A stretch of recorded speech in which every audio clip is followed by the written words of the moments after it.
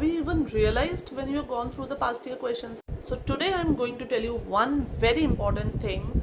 If you deeply scrutinize the past year question papers, NEET 2024, 23, 22, 21, 5 साल के चलो निकाल लो आपको क्या बोला जाता है कि फार्माकोलॉजी के आएंगे 15 क्वेश्चन, ठीक है, मान लिया मैंने फार्माकोलॉजी के 15 से 20 क्वेश्चन आते हैं।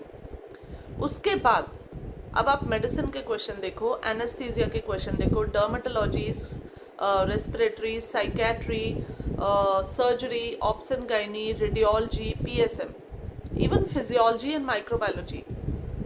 When you will go through the questions of other subjects, medicine हो गया, ये सारे subjects के जब आप questions को go through करोगे, you will realize that out of them at least 25% questions are from pharmacology, are drug based.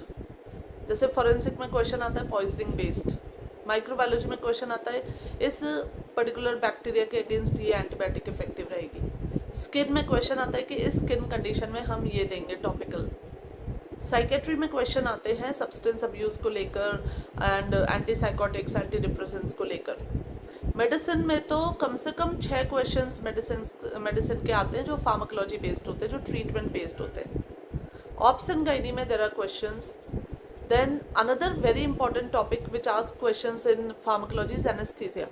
Anesthesia में वो पूछते ही pharmacology है, anesthetic pharmacology पूछते हैं बस, inhalational anesthetics पूछ लेंगे, intravenous anesthetics पूछ लेंगे, इसी के बारे में पूछा जाता है, PAC के बारे में पूछ लेते हैं। Then secondly radiology, radiology में जो आपके ये होते हैं contrast agents होते हैं उसके बारे में पूछा जाता है।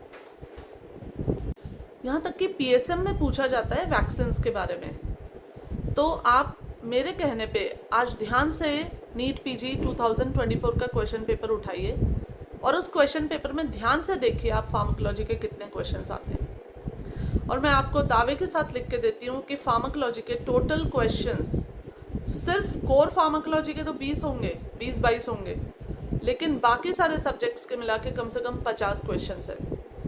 अब आप बताइए पूरे एग्ज़ाम पेपर में जिस सब्जेक्ट के इतने ज़्यादा क्वेश्चंस आ रहे हैं, क्या उस सब्जेक्ट की आपको बहुत अच्छे से पढ़ाई नहीं करनी चाहिए? क्या आपको सोचना चाहिए कि फार्माकोलॉजी के 20-22 क्वेश्चन है, मैं बस इतना ही पढ़ लेता हूँ, इतना ही टाइम देता हूँ इसको? If you are thinking like that then you are making a mistake, because your medicine, surgery, gynae, radio, PSM, आपका ये एनेस्थीसिया, डर्मेटोलॉजी, साइकेट्री, respiratory में they are asking about tuberculosis medicines, they are asking about bronchial asthma medicines. You please go through the NEET PG 24 paper and tell me how many questions are there from pharmacology and how important then you will realize pharmacology studies are. It is very important to clear your pharmacology concepts, kinetics हो गया, dynamics हो गया, आपके जो NEET PG के आप questions जो MCQs रोज के आपको करने हैं तो 100 से 150 क्वेश्चंस, उसमें please keep pharmacology questions on a priority. Medicine, skin, सब चीज़ों के क्वेश्चंस आते हैं, वो अपनी ब्रांच के भी क्वेश्चंस पूछते हैं, लेकिन साथ के साथ it is a very known fact that they ask drug based questions also. और वो अगर आप फार्माकोलॉजी में पढ़ लोगे ना तो आपका क्लियर हो जाएगा, वो कुछ और नहीं पूछते हैं, वो कोई अलग से नहीं पूछते, वो वही पूछते हैं जो बुक्स में लिखा हुआ है और फार्माकोलॉजी की बुक्स में लिखा हुआ है।